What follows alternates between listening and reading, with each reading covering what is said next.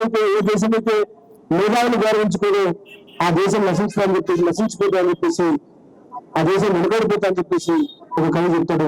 కాబట్టి మేధావులు మనం గౌరవించుకోవాల్సిన అవసరం ఉంది. ముఖ్యంగా బీసీ మేధావుల్ని మనము మొత్తం తయారు చేసుకోవాల్సిన అవసరం ఉంది.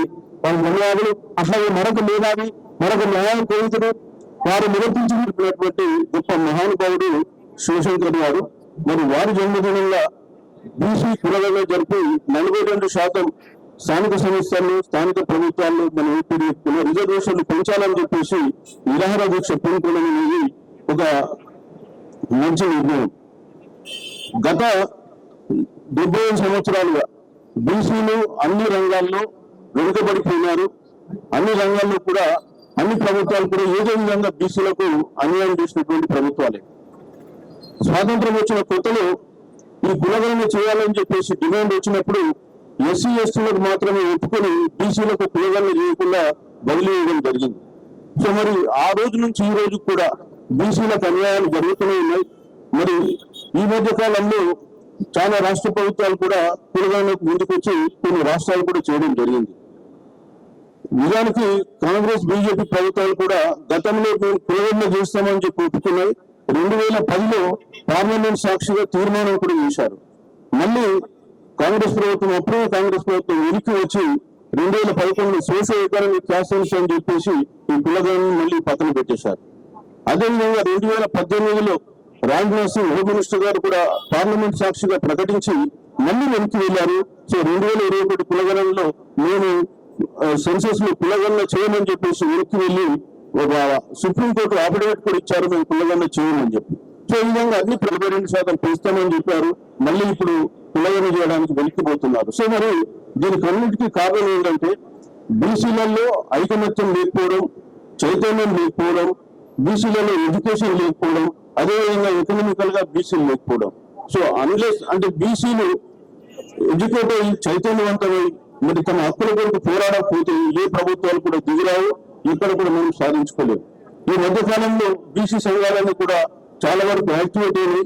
గతంలో లాగా ప్రభుత్వాలు బీసీలతో మనం హామీలు ఇచ్చి మర్చిపోయిన బీసీలు ఏమి చేయలేరు అని అనుకుంటే మాత్రం చాలా పొరపాటు. ఖచ్చితంగా బీసీ సంఘాలు ఇప్పుడు చైతన్యవంతమైన వాళ్ళు ఎడ్యుకేట్ అయినారు, ప్రజలు కూడా చైతన్యవంతం చేస్తున్నారు. నేను ఇక్కడ ఉన్న నాయకులకు కూడా కోరేది ఒకటే, ముఖ్యంగా ఏంటంటే మనం పట్టణ ప్రాంతాలకి పరిమితం కాకుండా ఈ చైతన్యం గ్రామ ప్రాంతాలకు కూడా తీసుకెళ్ళాలి. ఇదే ఇటువంటి రిలే నిరాహార దీక్షలు ప్రతి మండల స్థాయిలో, గ్రామ స్థాయిలో జరగాలి. వాళ్ళకి బీసీలకు జరుగుతున్నటువంటి అన్యాయాన్ని గురించి కూడా మనం తెలియజేయాలి. వాస్తవానికి అన్ని ప్రభుత్వాలు కూడా బీసీలను వాడుకున్నాయి. మన రాష్ట్రంలో కూడా మనం చూస్తే బీసీలు ఏదో ఒక వాదంలో కొట్టుకుపోయింది, కానీ బీసీ వాదం లేదు. మీరు చూస్తే 1956లో ఆంధ్రప్రదేశ్ ఏర్పడిన తర్వాత ప్రత్యేక తెలంగాణ వాదం వస్తే తెలంగాణ వాదంలో కలిసిపోయారు. అదేవిధంగా మళ్ళీ నక్సలిజం వస్తే, తీవ్రవాదం వస్తే, మావోయిజం వస్తే మావోయిజం వెళ్ళిపోయారు. మళ్ళీ సెపరేట్ తెలంగాణ రాష్ట్రం గురించి పోరాటం వస్తే మళ్ళీ అందులో కలిశారు. సో ఎవరో ఒకరికి వీళ్ళకంటే ముందుకు పోయి వాళ్ళు అనుకున్నటువంటి డిమాండ్ సాధించుకోవాల్సిన అవసరం ఉంది. మరి ఈ రోజు రాజారాం యాదవ్ చేస్తున్నటువంటి ఒక నిరాహార దీక్ష ఆ డైరెక్షన్ లో, రైట్ డైరెక్షన్ లో వారు వెళ్తున్నారు. వారికి మనస్ఫూర్తిగా అభినందిస్తూ వారికి మద్దతు ఇస్తున్న మాజీ మంత్రులు శ్రీనివాస అదేవిధంగా పిల్లలందరూ కూడా మేము మనస్సుగా తెలియజేసుకుంటూ ఈ ఉద్యమాన్ని ఇంకా ముందుకు వెళ్ళాలి. రాష్ట్ర ప్రభుత్వం ఖచ్చితంగా మనం దిగించేలాగా మన ఉద్యమాన్ని ముందుకు తీసుకెళ్లాలని కోరుకుంటూ మేము సెలవు తీసుకుంటున్నాను. అది ఫైనల్. అంటే మొన్న ఈవెన్ పాట్నా హైకోర్టు కూడా దాదాపు అదే కేసెస్ మీద 50% కోటా తాతకూడదనేటువంటి దాని మీదనే బీహార్ గవర్నమెంట్ చేసినటువంటి ఒక రిజర్వేషన్స్ లో, పెన్షన్ రిజర్వేషన్స్ లో వాళ్ళు కొట్టుకోవడం జరిగింది. కానీ వాస్తవంగా చెప్పాలంటే గతంలో సుప్రీంకోర్టు తీర్పులు కనుక శ్రద్ధగా మనం చదివితే ఏ సుప్రీంకోర్టు తీర్పులో కూడా 50% దాతల విషయంలో కొంత చర్చ జరిగింది. వాళ్ళు ఏమని చెప్పారంటే లెక్కలు తీయకుండా, బలాలు లేకుండా, ఎంక్వైరీ చేయకుండా ఊరికే రిజర్వేషన్స్ 50% పెంచుతారంటే ఒప్పుకునేది లేదు అని విధంగా సుప్రీంకోర్టు చెప్పింది. అంటే ఇదివరకు ఏం చేశారంటే ముస్లింస్ రిజర్వేషన్ ఇచ్చేటప్పుడు, లేకపోతే వేరే వాళ్ళకి రిజర్వేషన్స్ ఇచ్చేటప్పుడు ఎలాంటి లెక్కలు తీయకుండా ఇలా కొంత పర్సెంటేజ్ 10% రిజర్వేషన్ అని, ఇంకో పర్సెంట్ రిజర్వేషన్ అని ఇలా ఇవ్వడం మనకు జరిగింది. ఇవాళ మొన్న పాట్నా హైకోర్టు చేసినటువంటి ఒక పొరపాటు ఏంటంటే, సుప్రీంకోర్టు తీర్పు 2 రకాలు చెప్పినప్పుడు గణన చేసి, లెక్కలు తీసి, సర్వే చేసి అన్ని వివరాలు సేకరించిన సందర్భంగా 50% పెంచవచ్చు అని చెప్పినప్పుడు దాన్ని మనం పరిగణలోకి తీసుకోలేదు. అది ప్రధానమైన ఇష్యూ. రెండవ సమస్య ఏమంటే 50% దాటొచ్చానంటే అది ప్రభుత్వాధినేత మీద ఆధారపడి ఉంటుంది. అధికారం ఉన్నటువంటి వాళ్ళు తలుచుకుంటే ఏ సుప్రీంకోర్టు కూడా, హైకోర్టు కూడా దానికి అడ్డు కాదు. ఎట్లా అడ్డు కాదంటే తమిళనాడు ఉంది. తమిళనాడులో 65% పెంచారు. ఎలా సాధ్యమైంది? ఆమె చాలా గట్టిగా ఉంది కాబట్టి, చాలా పట్టుదలగా పనిచేసింది కాబట్టి జయలలిత రాష్ట్రపతి దగ్గరికి వెళ్ళి, ప్రధానమంత్రి దగ్గరికి వెళ్ళి ఆమె అక్కడ కొట్లాడి ఆ యొక్క బిల్లును, తమిళనాడు చేసినటువంటి ఒక చట్టాన్ని, తమిళనాడు శాసనసభ చేసినటువంటి ఒక చట్టాన్ని రాజ్యాంగంలోని 9వ షెడ్యూల్లో పెట్టించింది. బడుగు బలహీన వర్గాలకు చాలా అన్యాయం జరిగింది. 1000 సంవత్సరాల నుంచి ఇలా అన్యాయం జరుగుతున్నది. మన జనగణన వేయాలా, మనకు న్యాయం చేకూర్చాలా అని చెప్పేసి మన ఆయన కూడా చెప్తున్నాడు. మీరు నిజంగా రాహుల్ గాంధీని ఫాలో అయ్యే వాళ్ళైతే, ఆ నినాదంలో మీరు గెలిచినారు కాబట్టి ఇక్కడ రాష్ట్ర ప్రభుత్వం నా బాధ్యత ఏంటంటే వెంటనే వీళ్ళంత తొందరగా ఇక సర్వే చేయించి అన్ని వివరాలు సేకరించి ఆ వివరాల ప్రకారంగా రిజర్వేషన్స్ కోటాలు పెంచి కేంద్ర ప్రభుత్వంతో కొట్లాడి దాని లైఫ్ షెడ్యూల్ పెట్టించడానికి ప్రయత్నం చేయాలి. ఒక 2 విషయాలు చెప్పేసి ముగించేస్తే 2 నిమిషాలు. ఒక్కటి మట్టుకు మన బ్రెయిన్లోకి తీసేయాలి. మన పిల్లలకు ముఖ్యంగా చెప్పాల్సింది. అంటే ఇప్పుడు ఆ స్టేజ్ నుంచి బయటకు వచ్చిన చాలా వరకు, కానీ ఒకప్పుడు ఉండే స్టేజ్, మేము చదువుకోలేరు, మేము IAS కాలేము, మేము IPS కాలేము, మేము జడ్జిలను కాలేము, మేము ముఖ్యమంత్రి కాలేము, మేము ప్రధానమంత్రి కాలేము, మేము పైకి వెళ్ళలేము అని చెప్పేసి చెప్తా ఉన్నాము. దాన్ని మనం ఖచ్చితంగా మనం వ్యతిరేకించాల్సిన అవసరం ఉంది. ఇది చాలా అవసరం. 2 విషయాలు. రాముడికి గురి అయిన వశిష్ఠుడు మీ అందరికి తెలుసా? బీసీ. వశిష్ఠుడు బీసీ. భారతం రాసినటువంటి ఒక వ్యాసుడు బీసీ. లచ్చగండికి పెట్టాడు, బెస్తకమ్మకి పెట్టాడు ఆయన.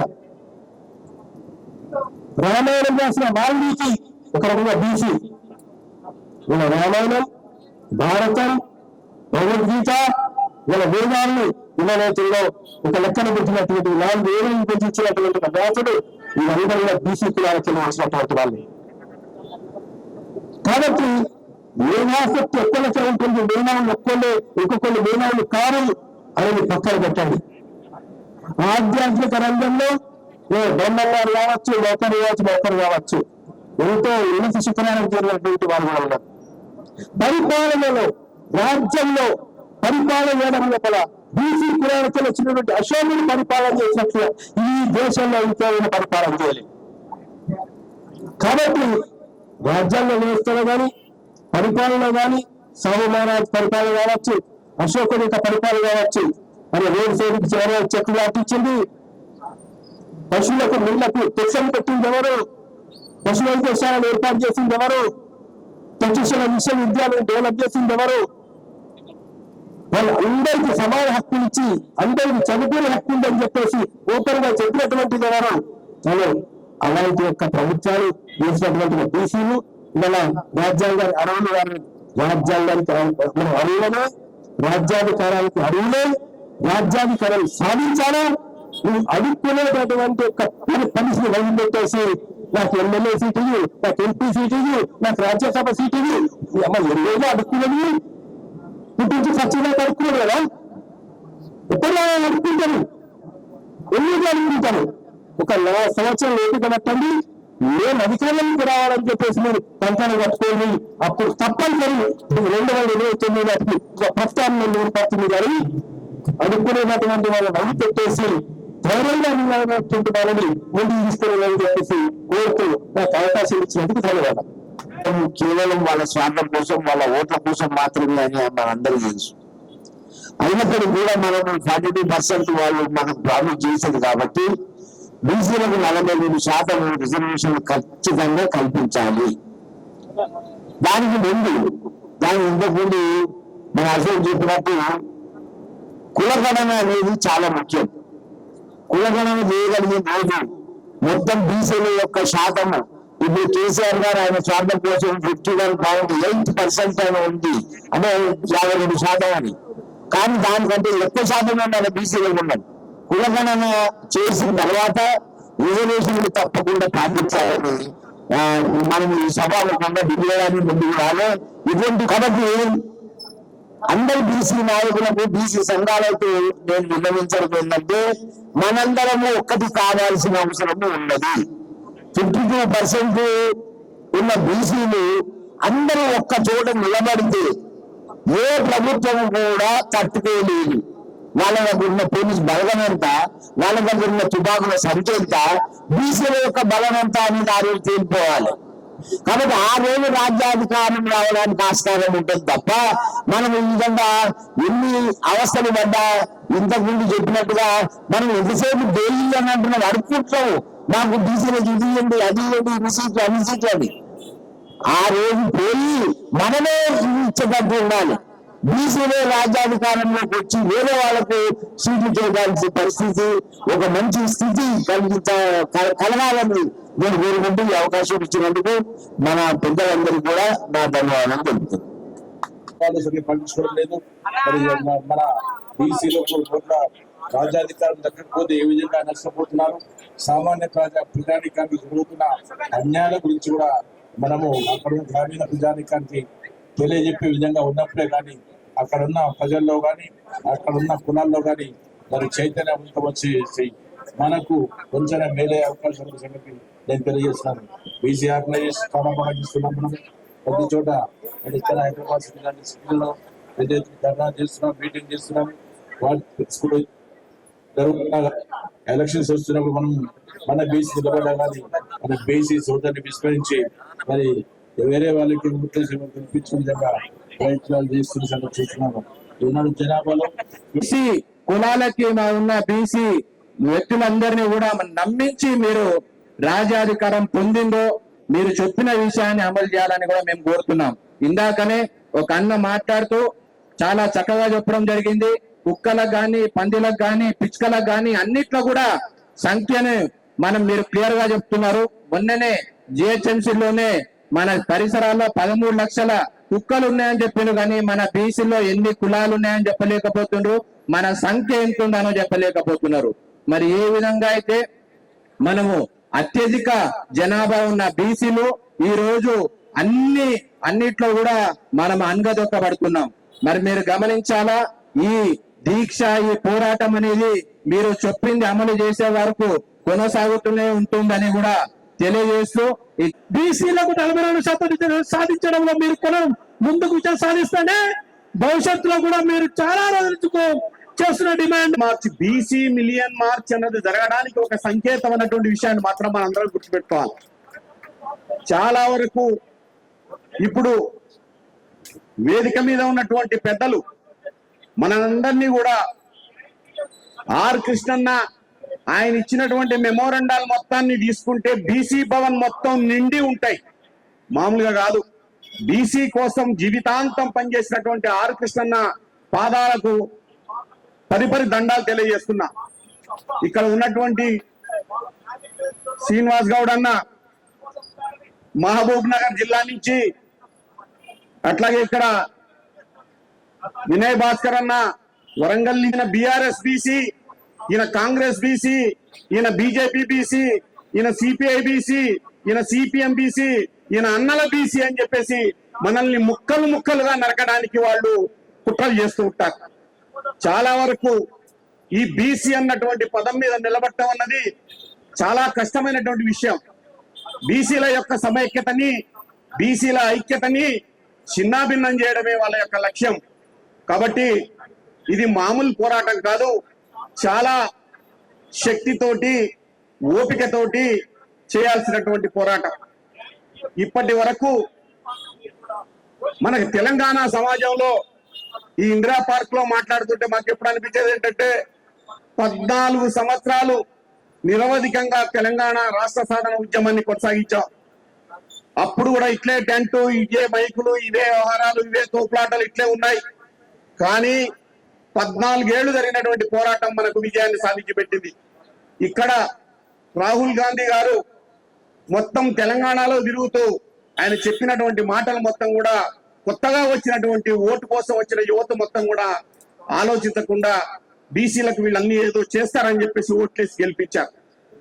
కానీ రాహుల్ గాంధీ చెప్పిన దాన్ని ఇక్కడ రేవంత్ రెడ్డి చేస్తాడా అన్నది పెద్ద ప్రశ్న, మనందరి ముందు ఉన్నటువంటి ప్రశ్న.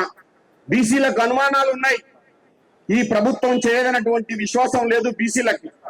కారణం ఏంటంటే 42% రిజర్వేషన్లు ఇచ్చి ఆ బుర్ర మీసాల పెత్తందారులు రాజ్యాధికారాన్ని, గ్రామ రాజ్యాల్ని వీళ్ళ చేతుల్లో పెడతారా అన్నది పెద్ద ప్రశ్న.